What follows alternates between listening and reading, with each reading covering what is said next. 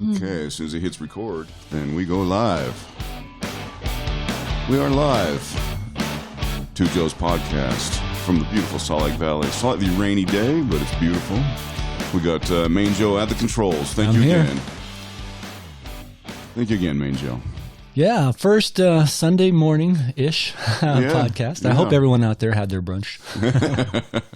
At brunch now, maybe. Yeah, and it's rainy out, it's cloudy, but it's still gorgeous. It's still a wonderful day. It's a perfect to be day in this valley. Perfect day, Main Joe, and I'm still buzzing from our jam last night. I'm telling you, if my voice sounds a little off today, that is why I was singing my lungs out last night. You were Aretha Franklin last night. I couldn't help myself. I was just compelled. The music was so good and so fun. It was. That was a perfect gathering. Yeah, it was awesome.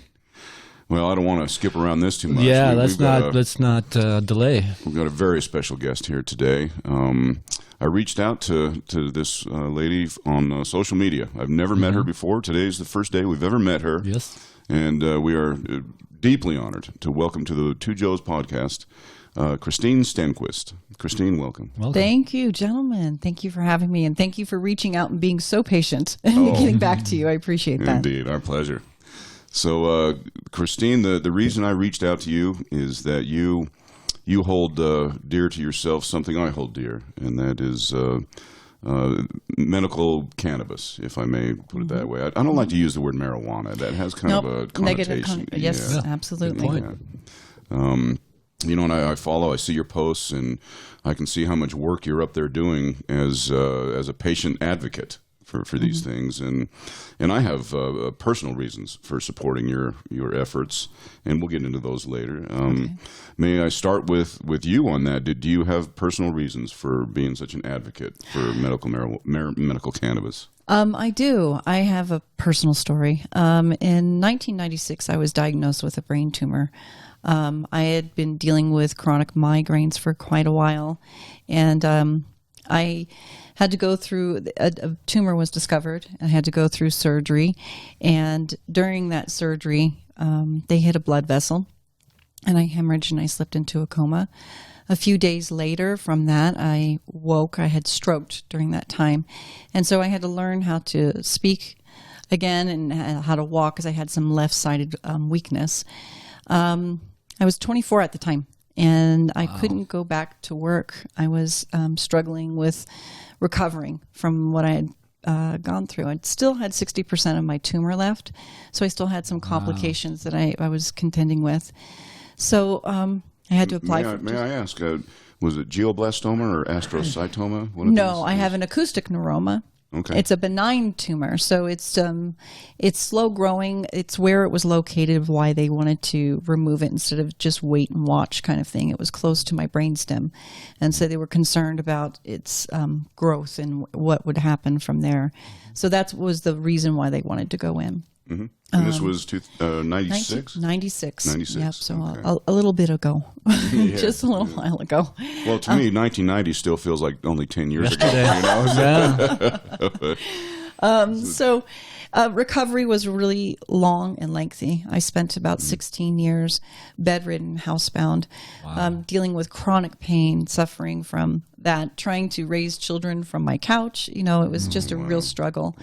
About 7 years ago, I hit another pain wall, which was common for me. I'd get into these pain cycles, like this weather would trigger a pain cycle, and I would kind of spiral.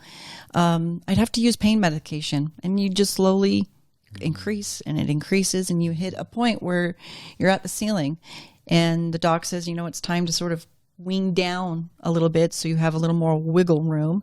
And I was at that point. This was probably my fourth or fifth time, and I didn't want to go through any more opiate withdrawals. I was tired of it.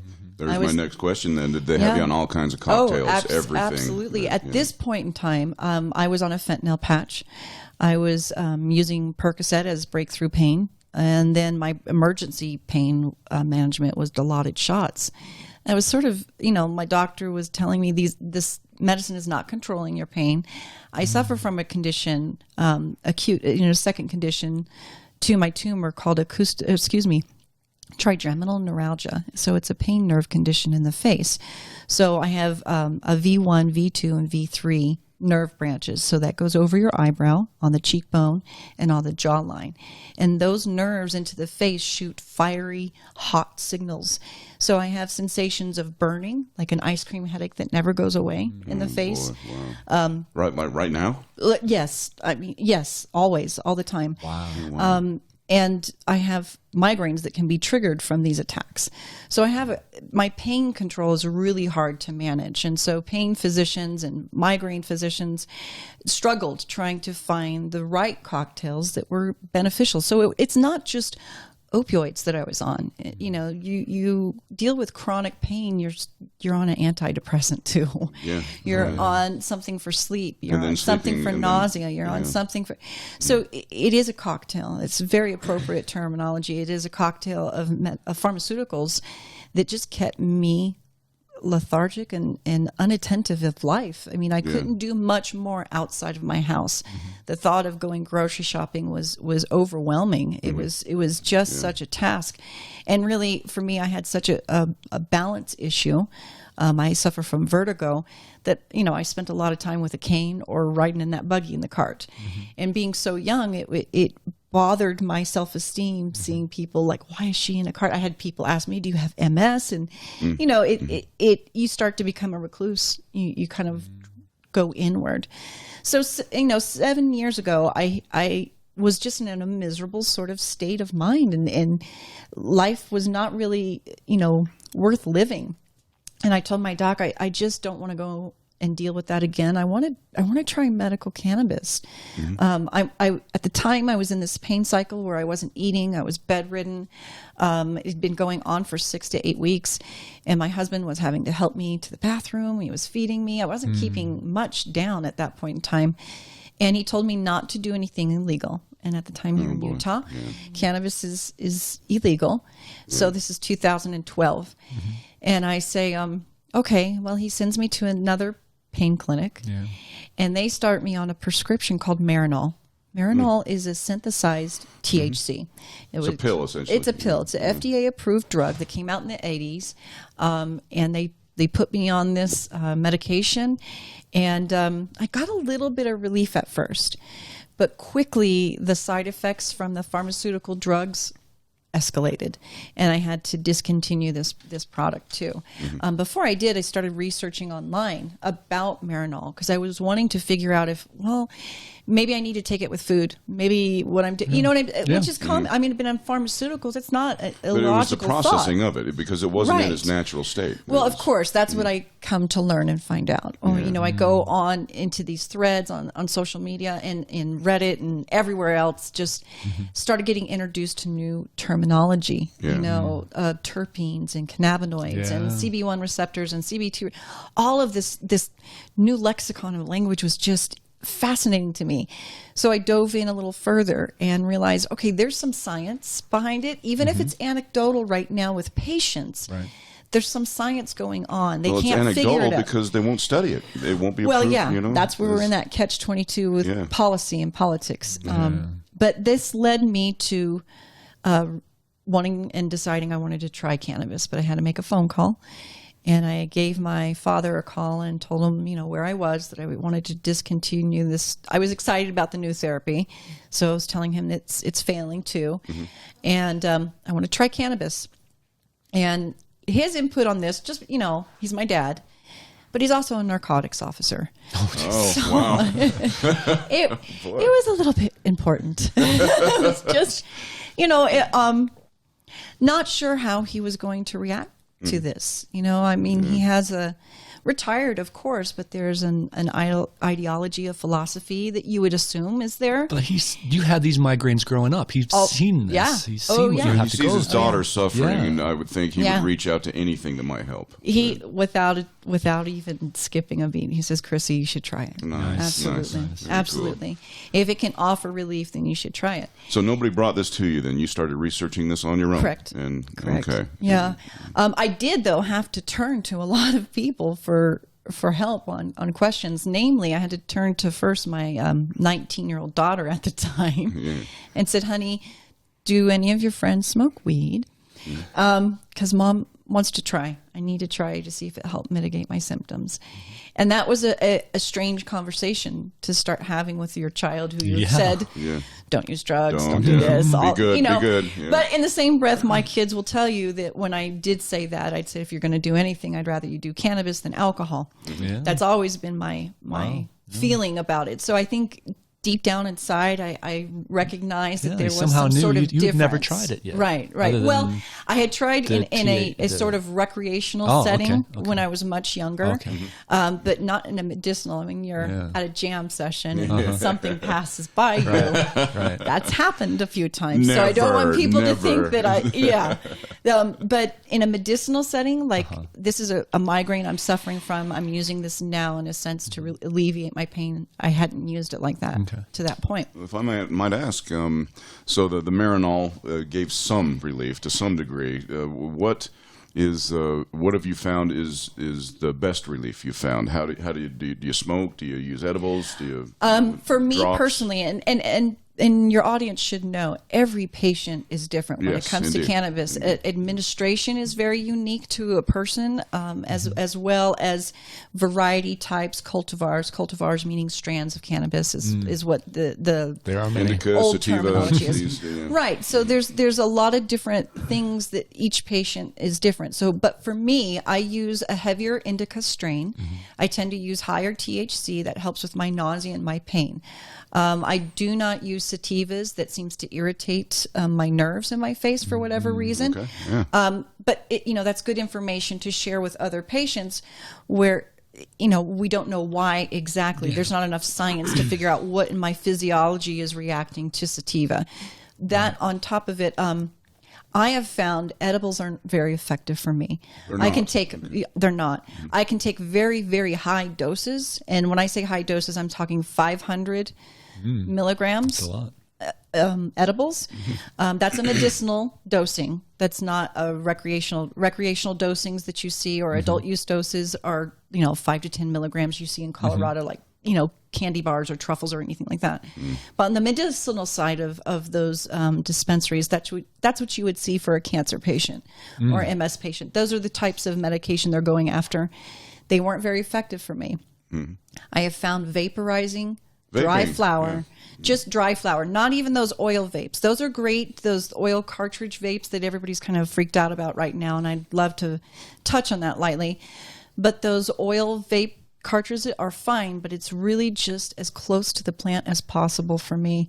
Yeah. And vaporizing dry flower through a volcano is a beautiful delivery method. I get to taste all the terpenes in the plant. I get to microdose.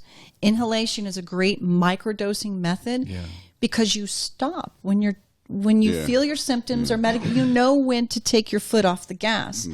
With an edible, oh, honey, you're on that ride for 6 to 8 hours. Buckle up. If you're not used to that. And so, no, I don't. And edibles aren't just, in my opinion, anything you take orally is considered an edible in this conversation with you guys. So if your cannabis is in an oil suspension, you hear about cannabis oil all the time. It's the same thing. It's if it's in a brownie.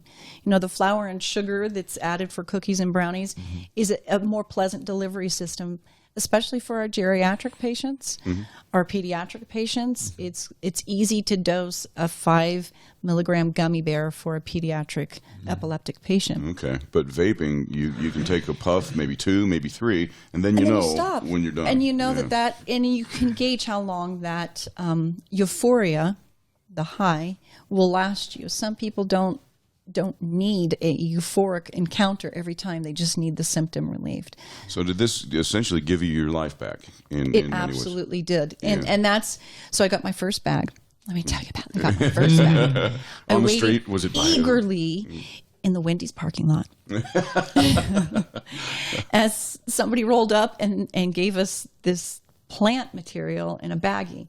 And it was the strangest thing. We go back and we just sit there because my encounters with it in the past have been, here's a joint that goes around. Like, I've never been on the end of procuring the medication myself or the, in the processing. Right. I've never even at that point in time, I'd never even dealt with a dealer. You know what I mean? So I've just been lucky to be in a party where a joint was being passed around kind of thing. Yeah. So looking at this stuff and realizing it was truly a plant. It was dried and just, I'd been seeing and reading online, but to see and hold something in my hand that I can look at it and see the medicine, the crystals on it, the hairs, like smell it, and all of that stuff it was a fascinating experience. And not all weed is created equal either, gentlemen. No, it's just That's truly very true. not. Yeah. It really isn't, and that was problematic for me. So I started bumping into frustrations with trying to get my medicine, like trying to find a resource. Obstacles, legal barriers. At this availability. point too, at this point too, I was willing to risk it all to have some sort of normality back. Like the law starts to not really matter so much when suffering is so severe. Yeah, indeed. I mean, at that point in time, I had gone to the emergency room because I had cut on my arm. The pain with what I was experiencing was so severe that I was already suffering. There's nothing that law or the perception of law could do to me. Putting me in jail, giving me a ticket, it wasn't going to stop my suffering. It wasn't, smacking my hand because you're misguided about a plant. Just, it didn't register to me anymore. I had passed that point. And when I was using this and it was giving me relief, so it was a concern, but what was more concerning is I understood my privilege. I'm a white middle-class female who could sit in a Wendy's parking lot in her car and not be suspicious. I look like I'm waiting for my kid to get off of work. I started to understand my privilege because the individuals that were giving me the medicine, I'd have to find new ones because they were getting arrested. Getting busted. And I started to understand the risk, not just for me procuring it, but up the chain. From the growers to the middlemen who get that product onto the street. And we call them drug dealers. But not everybody, it's not the 1980s Dare Nancy Reagan drug dealers. There's not a boogeyman around the corner. Our propaganda had seeped. So, because you get to know these people. You start to understand why they're selling drugs, why they're selling cannabis. Some people are altruistic and they're doing it for good reasons, or they've had a family member that has cancer and it started by accident getting medicine for them, kind of thing. And then there's the other side of it. People are destitute and need funds. Sure. So it just kind of dovetailed into a whole new world I wasn't quite prepared for. I grew up on the other side of the blue line.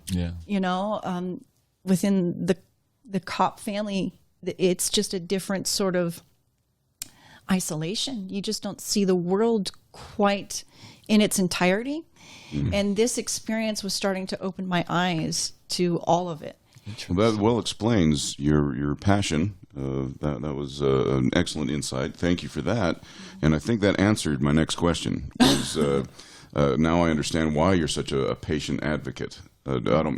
Patient as in patient nerves. I mean, you advocate for patients who can benefit from this stuff. Absolutely. And you saw the absurdity of the laws. And when my father was dying of a brain tumor, his doctor told my mom, well, I cannot recommend cannabis. And then he winked and said, do whatever you can to go find some cannabis because it'll help him. It will. He went 5 straight days without eating a thing because of the chemo and the radiation and all this. And so I went on the street and illegally obtained some. And Mangel, I think I'm the only one of our entire group of friends who can say that I rolled 12 joints with my mom. I sat there and rolled joints. And so we took my dad in the garage and he smoked half a joint. We drove him to Sonic and he ate a foot-long coney dog and tater tots and had a milkshake. And then an hour later wanted to go hit the Chinese buffet on the corner. First food he had eaten in days that he was able to keep down. Right. And so, Christine, to me it comes down to, I hate to use a vulgar cliche, but this is a no-brainer. We've seen this benefit so many people from Countless kids, stories. from kids to elderly. It's So you do a lot of lobbying efforts then, if I may use that term, lobbying. Well, yeah. So I realized that cannabis was helping me, but the obstacles in trying to procure it was ridiculous. I mean, and my place of privilege. So I wandered, still using my cane, I wandered up to Capitol Hill here in Utah and started sharing my story and asking questions. Honestly, I showed up during the session. A lady was giving a tour of the Capitol. I showed up for the tour. She says, the session starts next week. You should come for that. And I'll teach you how to do, lobby these different issues. And I thought, well, this is perfect. Wow. And then, it was sort of like the Schoolhouse Rock. How's a bill to come along? Just a bill. Exactly. It's not quite like that, I'll be very honest.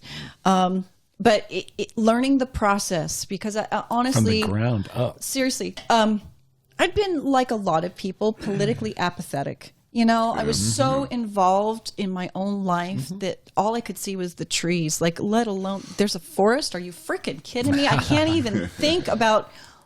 more than the laundry isn't done and I've got to get my kids to school and what about that doctor? Exactly. Doctor's appointment. And, it's just too much. So going through this process, showing up on the Hill, I realized there's something that we might all be able to help each other with, because I viewed this issue as something that crossed party lines. And I say this time and time again, and those who follow me have heard me say it.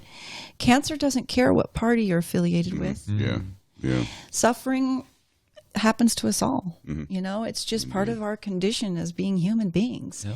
And if we can show just a little bit of compassion, if we can shine a light on a little bit of propaganda that has actually harmed us as a culture, our health, maybe we can change something. I wondered how long have you been going up to Capitol Hill and advocating? 5 years. 5 years now. And so, Manjo, I wonder how much Christine might have contributed to the state that we're in now, where there has been some legalization measures taken.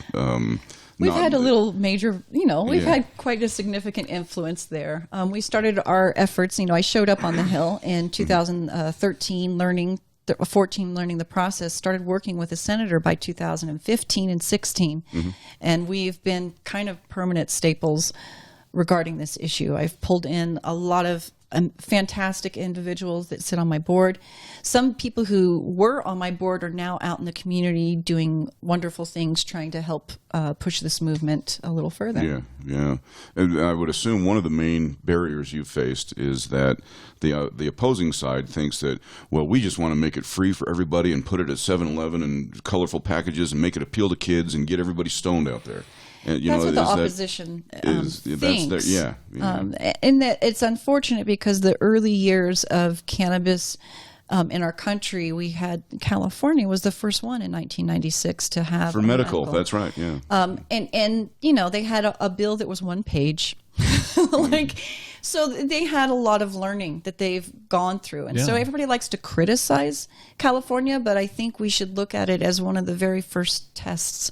And they've come a long way. They still have struggles, but it's been an amazing turn of events in this country, I really think. Yeah. I think so too. Heading the right way. Yeah. I really think it is. And I'm one of those who goes further and say, make it legal recreational across the country. Yeah. Let adults be adults and make their own choices on it, I would like us to start treating, I'd like prohibition to end. Yeah, honestly. That's essentially federal what it is. Prohibition, and not just federal prohibition, but internationally, the demonizing of this plant has really harmed nobody but us. Nobody but us. And how many countless families have been torn apart because the dad was caught with a dime bag, and goes to jail for a year, and that's just bad. It is, and we have to really understand the roots of why this happened, and so we can change it.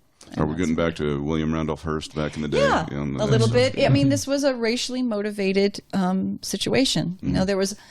There was other individuals who had special interests that we all kind of are allied on this being a bad thing. But we're talking about Henry Anslinger and being the one that spearheaded cannabis prohibition, with the 1937 Marijuana Tax Act, moving to 1961, that's led to the International Convention that put a cabal on cannabis and said, no more. Yeah. worldwide. Wow. Yeah, So how that's crazy is it's that? and the WHO not the band. I have to remind you, gentlemen, not the band, but the World Health Organization, spoke about cannabis just last week and doing a rescheduling and starting to recognize that certain attributes of this plant are indeed therapeutic, and we should research it. There's still the hesitation with THC. There's some weird notion about euphoria is such a bad thing. Yeah. So, they want to understand that better. I understand on some level the concern. They look at the opiate epidemic and they don't want to repeat that, but we're not talking about the same things. They don't even work on the same receptors. I just think they're calling one thing a bad thing and the boogeyman and saying, and this is the next guy. So continuing education, that's what Truce is hoping to do. Truce, may we speak to that for a moment? Of course. You're a co-founder? I am. And Truce is an acronym for? It is Together for Responsible Use in Cannabis Education. Wonderful. Yeah. We, when I started pulling people together on social media, trying to find individuals who were suffering from whatever, because I saw in my research that cannabis can help mitigate symptoms in different disease states. Personally, I would like us to start treating cannabis as a symptoms, not a conditions list. So you don't have to have MS. You might have spasticity. So let's treat the symptoms, because we don't have enough information that says cannabis cures any condition. Right. We know that it mitigates symptoms, and that we know that different disease states, different illnesses have similar symptoms. People who suffer from migraines have nausea. Somebody who has Crohn's has nausea. So they both use cannabis, and it looks like cannabis mitigates all these disease states, but it's mitigating symptoms. Yeah. So, and that's something I would like us to sort of get back to, so that we can open this up for more wide use. If I may, the mitigation versus cure, that's an important conversation right there. Is that cannabis mitigates many symptoms, but I also believe it does cure a few things. One example would be being unable to eat from nausea, maybe from chemo or radiation treatments. So cannabis, I've seen firsthand, cures that. Now you can eat. Does it cure it, or does it alleviate the symptom? Yeah, alleviates the symptom. Well, if the disease is being unable to eat, cannabis cures that problem. When I hear cure, cure has a legal definition, so we have to be really careful about throwing that word around too much. So I do say that it mitigates the symptom of nausea, because it does. If you were to withdraw the cannabis, the symptom would still be there. I don't know if it's a cure thing as much as it's mitigation. Then you're right. Yeah. Thank you for that. Yeah. But we do see cannabis doing amazing things. We see it put Crohn's in remission for patients. And that's like a CBD for some patients puts that Crohn's in remission. We see spasticity in MS patients getting relief through cannabis. Parkinson tremors, that also is getting relief through cannabis use in some patients. What about glaucoma? Have you spoken with? And so here's the funny thing. that has been the ongoing thing for years and years and years. And we wanted to make sure we included that. I think for a lot of us patients, we didn't know enough about it, but that there's actually better pharmaceutical drugs that help with glaucoma than cannabis ever did. Oh, interesting. Interesting. So, there's something that we have to be careful about when we talk about cannabis or plant-based sciences or medicines. We don't want to discard entirely our pharmaceutical breakthroughs too. So there's a balance that I feel that needs to be achieved with all things, and that's why I fight for access for cannabis, and not just cannabis, but I would like to see psilocybins, kratom, and some of the other psychedelics out there that can help with PTSD that we're seeing, and major depressive disorders in some of our patients who suffer from mental conditions. So I'm hoping that cannabis is just the springboard for other therapies out there, or that we research at least. Absolutely. Let's research this stuff. Absolutely. So there's so that's why truths came together. In my discovery, in my information gathering, I was starting to realize that you really have to dive in deep to find some of this information. The general public didn't know a lot of this stuff. A lot of the cannabis activists did, of course, but it wasn't getting out into the mainstream. I didn't know, and I'm just, a soccer mom. Like, I knew nothing about it. Yeah. And so I wanted to bring together people who could help educate through experience. So I myself, being a patient, I was using it firsthand, so I could at least share willingly my experience that I was going through. I think when another patient hears, like, yeah, I've tried it, and this is what it did for me, this is what it didn't do for me, give somebody a realistic parameters, it helps them buy into, okay, well, this might be something I want. So learning as much as we could, we started sharing that with others. We focused our efforts on four areas mainly: the history of cannabis, prohibition history, the history of use. We try to help people understand that this has been used for tens of thousands of years. We've used it, human beings have, medicinally. So that's important to understand. Recreationally. And recreationally. I honestly believe all use is medicinal use, whether it's for mental and I'm euphoria. fine with that. I'm okay with that. Well, we have an endocannabinoid system. Exactly. Isn't that amazing? Our brains have receptors that evolved to respond solely to the cannabinoids that come in from That's correct. It's throughout the entire body. It's not just in the brain. I'm so sorry, it runs, yes. but that's something people didn't understand either.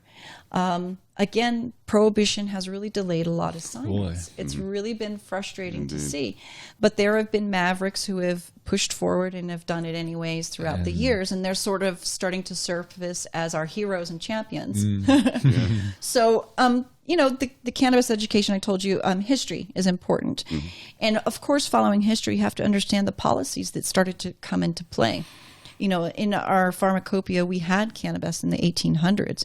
But by the 1900s, 1937, you start seeing prohibition language and concerns starting to pop up, because people were using this and having free thinking ideas, and can't have any of that. You can't keep a population under control if they're all free thinkers. So there's another debate we can get into. I'll come back, gentlemen. But that's something that was really concerning to me. Is there's a lot about our history and our policy that we need to understand, because we have to untangle that mess. Because then you jump right over to science. I needed to share with others the science that we have had access to since 1960. Dr. Raphael Mechoulam, who is a scientist and researcher from Israel, has been working on cannabis science and discovered that cannabis could help with epilepsy. In 1960, he discovered that. Wow. Now, just to give your listeners context, it was 2014 when Utah passed the first CBD law in the country. So that's a First in the country? In the country. We were the first. Utah? I know. Why am I just now seeing all these CBD stores everywhere? Oh, my heavens. Yes, we were the first CBD-only law in the country. That was truly, it has a mixed emotions for me, but there was some wonderful families and women down in Utah County, part of the Epilepsy Association. They came together and they advocated on the Hill to get those kids and those babies access. It was the first step. It wasn't enough, but boy, it was an amazing first step. And so we took that first step and we kind of built on it. I showed up on the Hill the same time saying, wait a minute, THC is needed.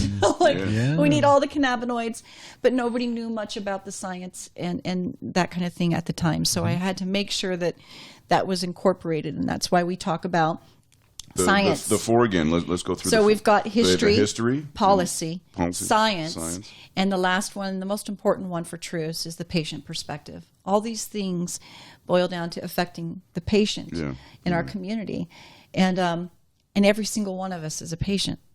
Some of us are blessed to be healthy and will be that way to the end of time, but some of us aren't so lucky. And we will either care for a patient or be a patient ourselves.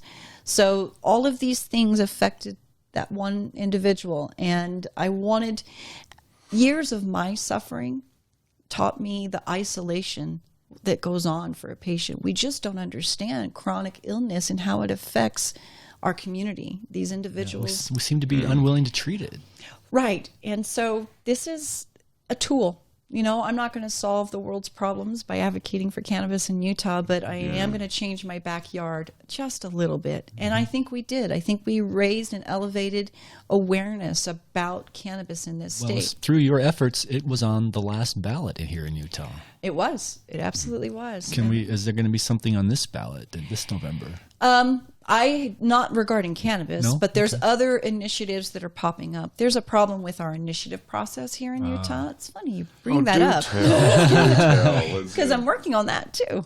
But because of our run with the initiative, it did a couple of things. It raised awareness about medical cannabis, and it sent a signal to our lawmakers that we were serious. Citizenry is interested in this too. Yes, we were very serious about wanting access to the substance in a legal, safe, affordable manner. And so that's why they took it on themselves to put it, we took it on ourselves to put it on the ballot, and fought really hard, in my opinion, because we had some big heavy hitters come out against this. Like I told you before we got on air, we had the financial institutes against us. We had the legal and government institutes against us. How about the morality police? And yes, the morality police. They were against us too. They go by another name we won't mention here. But it made it very challenging to raise awareness and help people to understand that this is for compassionate use. You know, they wanted their control. They had to use the same propaganda we saw back in the 1930s, labeling this something else that it really wasn't. But here we are now, the fight and the struggle. A year later, we have a piece of cannabis law in Utah that we can shape, we can mold. We got a stepping stone now. We do. The thing that people need to realize, it's far from perfect. It's got some serious concerns and problems in it. Not the product, the policy. The policy does. The policy does. But also there are definite people who are willing and ready to keep fighting for real patient access. And you're leading the fight. Yeah, I am, but there's also I like to take credit for maybe being the catalyst, somebody who was there to help make sure this could get started. But what I've come to see and glad to are many helping hands. There's other little cannabis groups that have popped up on social media who have wonderful admins who are doing their part, and their faces aren't as known as mine, or their stories aren't as known as mine, but their efforts and the beautiful communities that they're building within those groups to help raise awareness and support each other. I had to mention that. I mean, there are so many of these people throughout the country who are doing kind of, anonymous work, being just good caregivers of their neighbors. They'll never meet on social media, but they take the time to share a little cannabis education, to share a little compassion and concern. And I can't name them all, but if they hear this, I hope they know that I'm talking about them. Well, if you can find any small way that the Two Joes can help, we'll be there for you. Oh, thank you. Absolutely. Yeah. Thank you. And I love the way you raise the tool, I guess you call it. It's a tool. I used it this way and that really helped, but I used it this way and that didn't do so much for me. But the underlying thing, the most important thing, is go ahead and try all these different methods, and none of them are going to kill you. None of them are going to really have any bad side effects. You'll just find one that works for you and stick with it. So again, I go back to that vulgar term, no-brainer. This is a no-brainer. Yeah. Let's give the tools to the patients who need it. Let them try out and see what works. Maybe none of them will work for them. Right. That might. And that's something too. People need to know that cannabis isn't for everyone. Nor is Tylenol, nor is Advil, it is another tool. Well, Oxy's for everybody. That's what I've been seeing on, So. Right. But, I'm hoping that as time goes on, we have conversations like this. People sit down at the kitchen table and with their friends and start having that, because that's where change happens. That stigma is melting, and I'm so happy to hear that. And one of the advocates of marijuana is Joe Rogan, cannabis, sorry. Yeah, indeed. And then, he's one of the reasons he inspired us to start this podcast. And so I think he would be a great guest on Joe Rogan, by the way. Yes, Joe, if you're listening, Joe, get in contact. Christine Give me a call, Stenquist. Let's talk weed. He would love that. It's one of his favorite topics. It's funny. one of our, I got to mention Spencer, but Spencer McCann has been a follower of mine, and he's been such a great supporter. He likes to drop little links into our group, and he dropped another. Joe Rogan talks about weed with somebody. I'm like, what? Joe's talking about cannabis again? Surprise. Surprise. But Joe, if you're listening, Utah can use a little love. He comes here to hunt and stuff. He likes Utah. Yeah. Well, come. We can do a sesh. That'd be awesome. That would be so cool. We'll do it in Mojo Studio. There you go. Wouldn't that be something? We do need to keep raising awareness, though, because the fight's not over, and I don't want people to get too complacent. No. You know, because we do have those who voted for it, who will probably never use it. Because I'm telling you, 53% of the people who we got 53% of the vote for Prop 2. Yeah. It is, because that tells you it wasn't just a liberal issue. It wasn't just non-LDS issue. For your listeners, that's Latter-day Saints. Mm-hmm. It was an issue that crossed party lines. We pulled from everywhere. And but we still need to keep doing the work. We still need to let people know that there's patients that still suffer. People are still getting arrested. And that's because the conversation needs to spread into those very rural areas, and it needs to be okay to have the conversation. Yeah, indeed. Well, how are we doing time-wise? We're doing great. I just have one question since we're talking about it. So when this passed last November, the story that I heard was like, okay, now it wasn't really a what do you call it? That wasn't the definitive thing. Now it was basically in the legislature's lap, and they refused or did not act on it. Can you help me understand what happened in a big way? They put a bunch of riders on the bill. Tell me what happened. Sit down, boys. Let me walk you through the drama. So here's the drama. The LDS Church came out against Proposition 2, and that was the ballot initiative that we got on the ballot in August 23rd last year. Was that strictly medical? Or? This is only a medical ballot initiative, but they came out against it, claiming it was a recreational bill, and kind of poo-pooed on it out to the community, saying we're going to do something better. We're going to have people together, and we're going to write something better. The church was saying this? Correct, and the legislature's under their umbrella. Yeah, like they were all on a stage together, looking fine. So they were. That's what they said. This is we oppose this proposition. We're not for this. So over the course of the next few weeks, my allies, my former allies, decided to sit down and pursue this compromise. Are we following some money here? Maybe. Power, control, political expedience. It depends. We're all motivated by different things. Sure. Yeah. And so for my former allies entered into these compromise talks with the individuals who were wanting to kill Prop 2. And my concern, one, we weren't talked to about that conversation was even going to be taking place. I felt like we needed to at least... And it was already on the ballot at this time. Already on the ballot at this time. I had sat down with the LDS Church in June of that year. Oh, you were the one. I was the one. Well, I went in... My allies knew that I was sitting down. I went in with the understanding that we were polling at 78% for medical cannabis in the state, and that this ballot initiative was certainly going to pass. But the ballot had some concerns. We needed to fix things. We needed to improve things. It was a stepping stone. It was, for lack of a better word, it was a flag. Like, you're not listening to us. We've got this on the ballot now, but we still need to have a communication and a dialogue. This still needs improvement. And so our hope was going in that's what we would get. The tensions were high, and that the meetings didn't go very smoothly.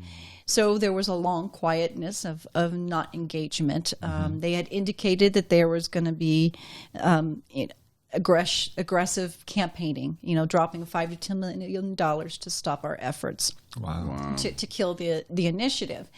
And we had seen that in the cannabis movement. We had seen that play out in other states. Because we're cannabis, as much as I'm a patient advocate, we're cannabis advocates. So we have been following cannabis policy and the science for years. So there again, being an advocate for cannabis, then you want everybody to get stoned. You want everybody to be a hothead. You want to inundate our society with this vile weed. I know, that's it. And that's the opposition. I think they started to get nervous when they realized that's not what our objective was, and that's not how we were melting messaging. that down, like Mary Jo said. You're melting down that barrier, brick by brick. Yeah.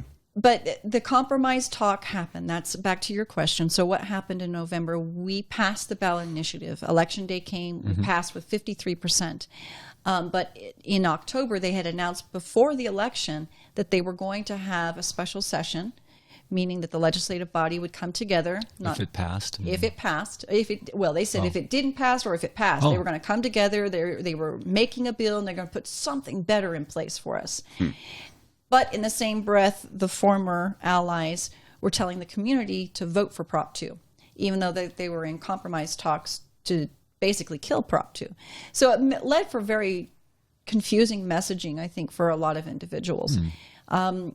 Me and Epilepsy Association of Utah and the Veterans Group, which was the patients part of the Patients Coalition, that was the campaign that ran it, we stood against that. We were the patients, and we said this compromise bill is not actually patient friendly at all, and we don't support it. And so we stood in opposition, so much so that we did file a lawsuit and went after the state for implementing.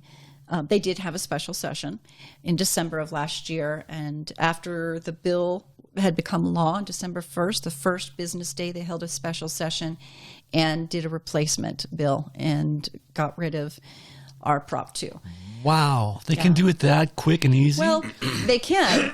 And the unfortunate thing is we have what we call a weak initiative state. So the way the Utah Constitution is written, it gives the legislative body power to amend ballot initiatives. It gives them that authority because now it's a law and they can write amendments to a law. But where do you draw the line? They did a kind of a revamping of the entire thing. So this is what happened. They put in something called Central Fill, which was going to have our health departments dispensing. Central Fill. I'll remember this. Don't remember it. It's gone now. Okay. No. Well, for history, I want to. Joe, I'm telling you a story. That's not important information, but it is. So they put in this thing that they designed. The lawmaker that designed it is a pharmacist, Evan Vickers from St. George. He wanted cannabis to be dispensed through our health departments. So you order your cannabis online through the Utah, database. You order it online, and then you can go pick it up at the health departments. What we reminded them is, guys, it's a Schedule I substance, and Utah can't be the first drug cartel. You just can't have a state dispensing a Schedule I substance. How are you going to collect the money? I mean, it's one thing for a state to set up, a blanket and saying, okay, you're going to work within this law frame, this framework of a medical cannabis program, but the state itself can't run a medical cannabis program. They can check mark the regulatory stuff off. So we tried to explain them what they were doing was federally illegal, and they just kind of threw up their arms and said, everything's federally illegal. It's medical cannabis. But they truly weren't understanding the nuance in what we were trying to explain. So that bill went into place. We immediately filed a lawsuit. And we went after the governor for implementing this law. Herbert? Or was this before Herbert? It would be Gary. Okay. Yeah. We went after him and the health department. Not because they're hateful or anything, but what they were doing was making it hard for patients to get access. That lawsuit and our efforts in the community to help alert the county commissioners and county council and the DAs triggered another special session that just happened a few weeks ago. Oh, wow. To pull that component out, that Central Fill out. So that's no longer a loss. And there you go, Joe. You don't have to remember it anymore because it's not a thing anymore. Mojo, if you would. Okay, there you go. Oh, Joe's good. That works. So that's where kind of we are with that. So where are we exactly right now as far as getting a medical marijuana card or a prescription filled? Is that even possible in Utah right now? Is it medically legal? Let me tell you how convoluted it is. Okay, so now, let's say I'm a patient and I'd like to try it. Can I?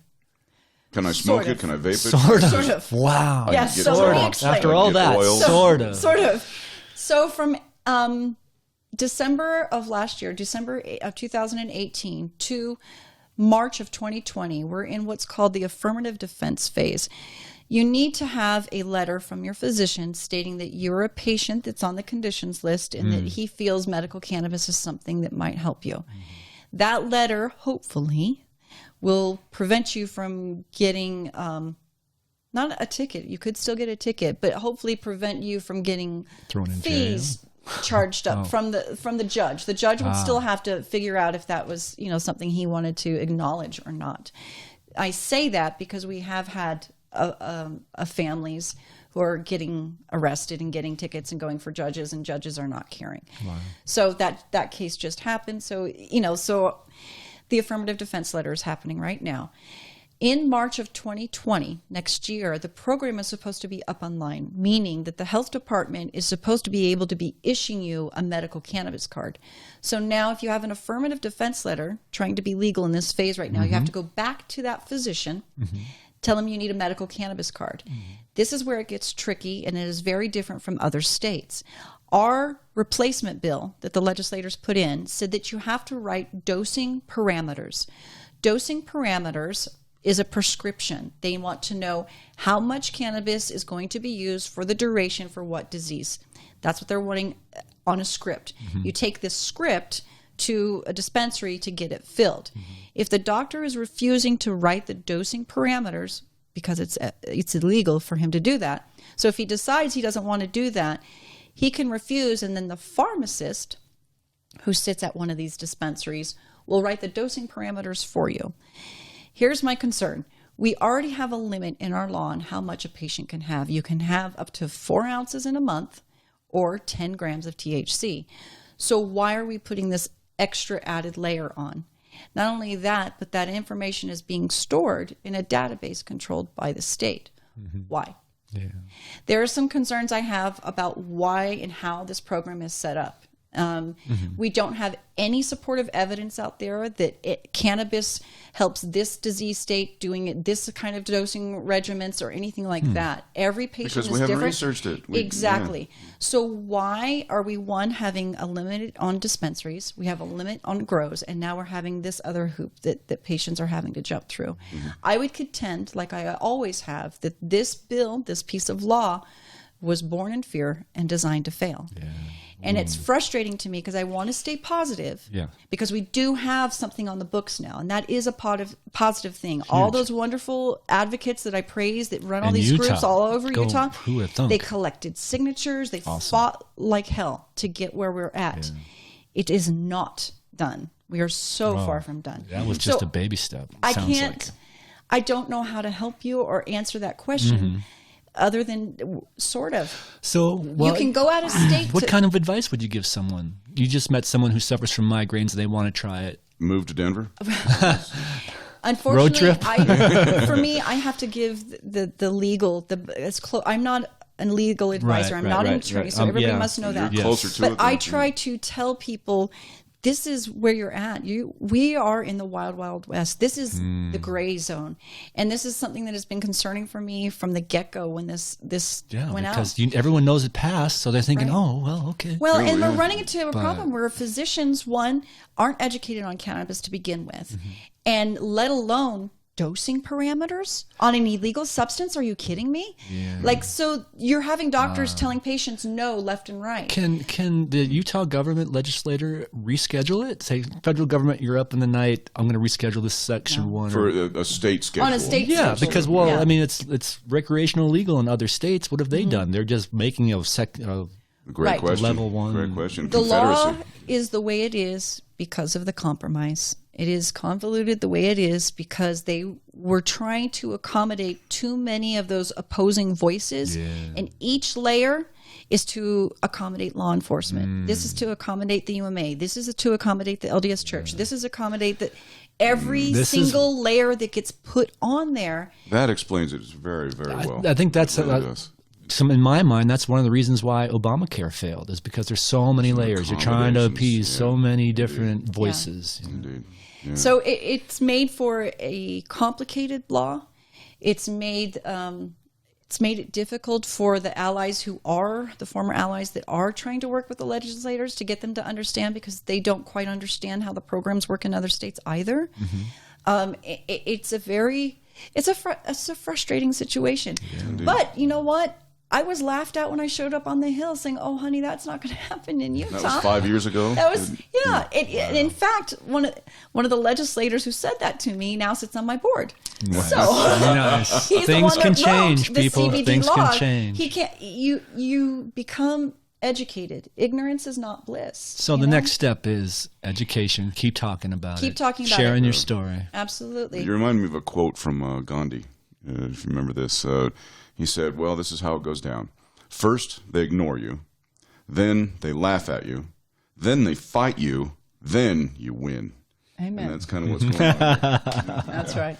Well done, Christine. Very nice. On that note, should we wrap it up right there? Yeah, I've got many more questions for maybe for come the back next for segment. another segment. That'd be great. All right. Thank you, Christine, for being here. Mojo, another Angel. great guest. Thank you. We'll be right back after this break. Thank you, everybody.